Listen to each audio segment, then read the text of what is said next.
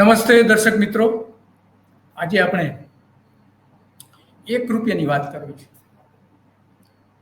1 રૂપિયો સરકાર ખર્ચે છે તો લોકો સુધી કેટલા પહોંચે છે, એનો વિવાદ ભારતીય જનતા પાર્ટીએ મોટા પ્રમાણમાં કરેલો વિવાદ. જ્યારે રાજીવ ગાંધી જ્યારે વડાપ્રધાન હતા ત્યારે એમણે કહ્યું હતું કે સરકાર 1 રૂપિયો ખર્ચ કરે છે તો એમાં 20 પૈસા લોકો સુધી પહોંચે છે. તો આ જે વાક્ય હતું એ વાક્યને જબરજસ્ત રીતે ભારતીય જનતા પાર્ટીએ આખા દેશમાં જગાવેલું.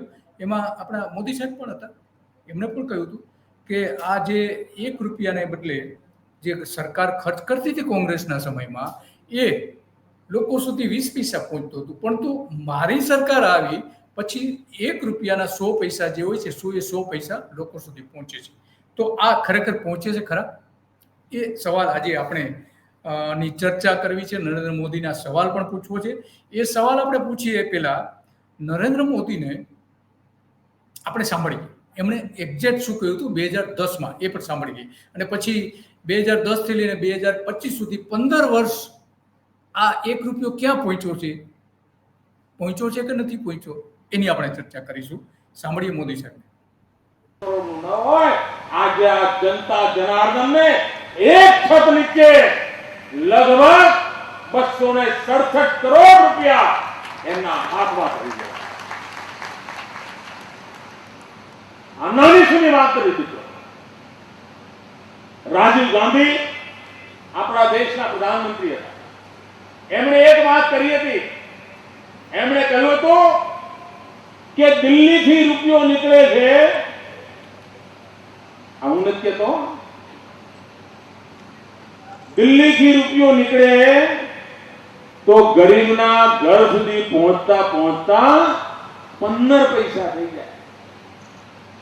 રૂપિયો આવડો મોટો નીકળ્યો હોય એ ગરીબના ગામ સુધી પહોંચતા ઘસાતો જાય. રસ્તામાં જેનો હાથ એને અડે એને ઘસારો કરતો જાય અને ગરીબના ઘેર પહોંચે ત્યારે 15 પૈસા થઈ જતા. રાજીવ ગાંધીની આ ચિંતાનો ઉપાય ખરો કે નહીં? આ રાજીવ ગાંધીની ચિંતાનો ઉપાય આ ગરીબ કલ્યાણ મેળો છે. એક પ્રકારે આ સાચી શ્રદ્ધાંજલિ છે.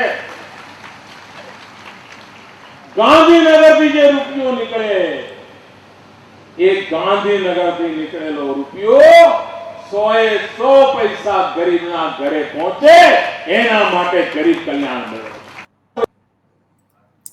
તો મોદી સાહેબ જે વાત કરી રહ્યા હતા કે ગરીબો સુધી પહોંચે છે, ગરીબો એટલે ગુજરાતના લોકો સુધી પહોંચે છે. ગરીબો સુધી 100 પૈસા પહોંચતા હોય તો સામાન્ય લોકો સુધી પહોંચતા હોય, સ્વાભાવિક છે.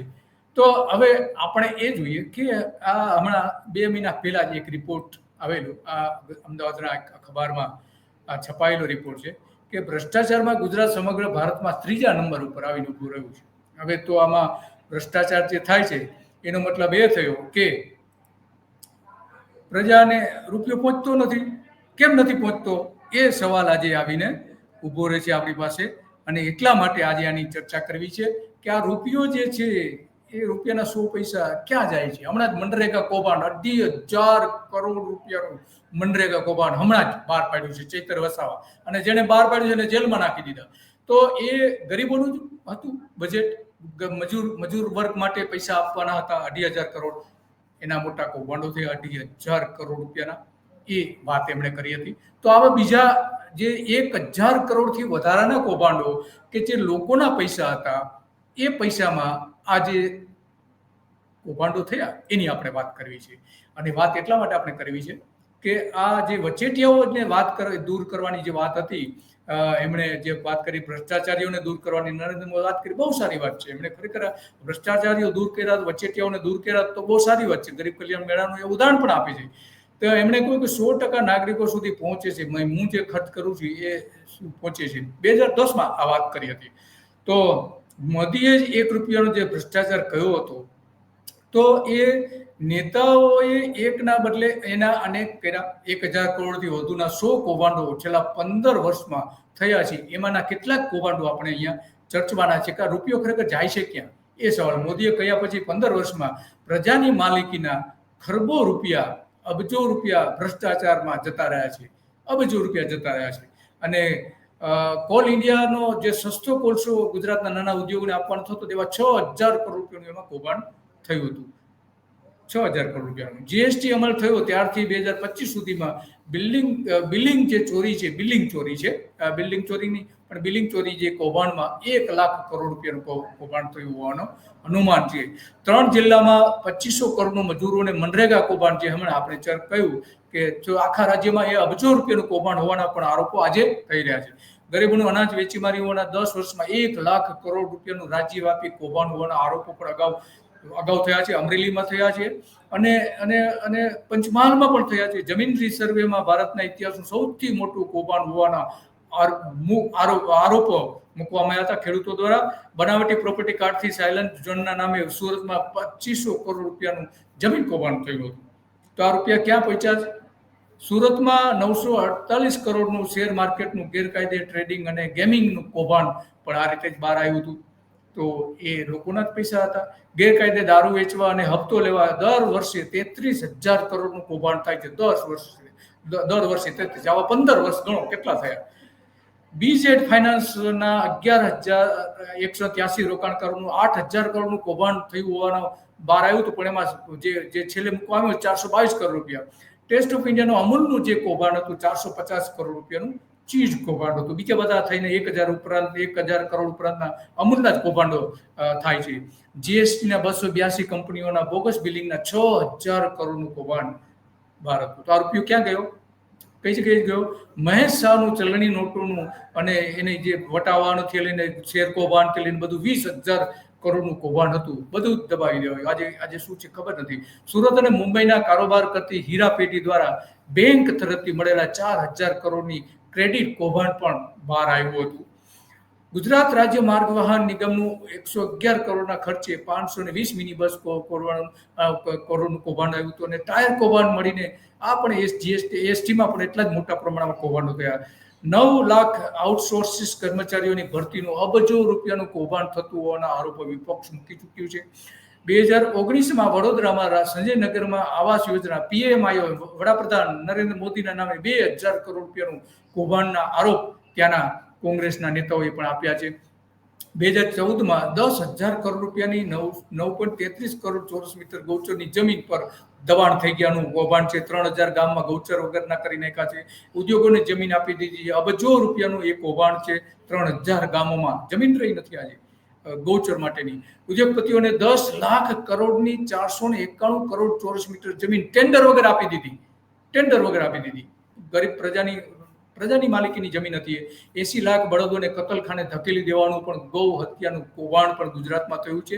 બહુ ઓછા લોકો જાણે છે.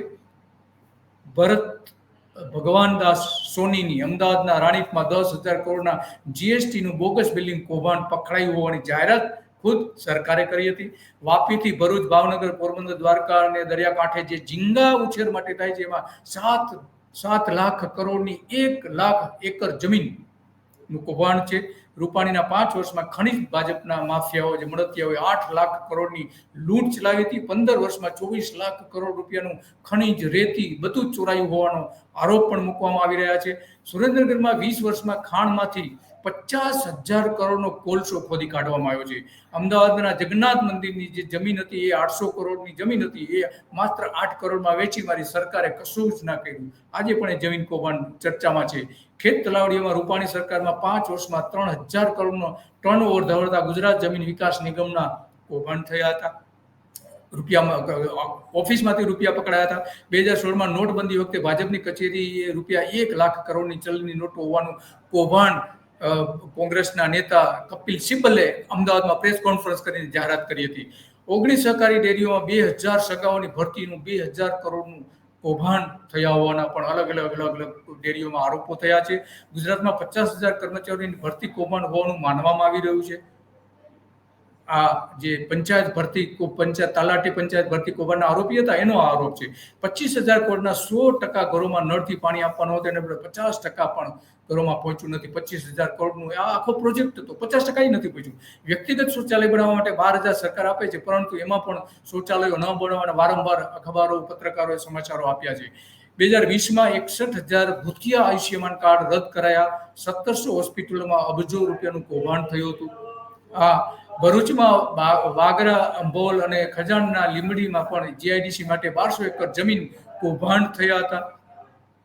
આ મોટા કૌભાંડ 3,000 કરોડની સૌની યોજનામાં જે હતી શરૂઆતના પીરિયડમાં, પછી એ વધીને 40,000 કરોડની થઈ ગઈ. તો એ કેમ રૂપિયા વધી ગયા આટલા બધા? એ સૌથી મોટો સવાલ છે.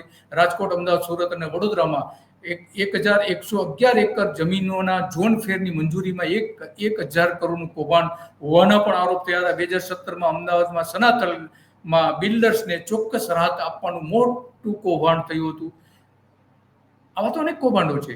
ચોટીલા હીરાસર હવાઈ મથક જે છે એની પાસે 520 એકર સરકારી જમીન ખાનગી વ્યક્તિને આપવાનું 5,000 કરોડ રૂપિયાનું કૌભાંડ થયું હતું.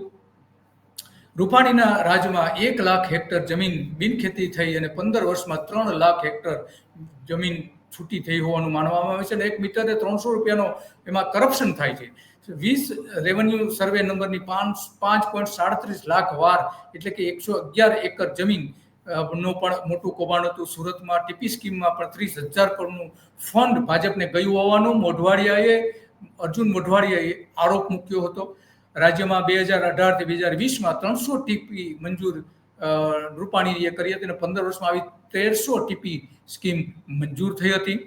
તો આ બધા જે રાજકોટમાં સાગઠિયા જે ટાઉન પ્લાનિંગ અધિકારી જે હતા એમાં 10,000 કરોડ રૂપિયાનું કૌભાંડ થયું હોવાનો પણ આરોપ હતા.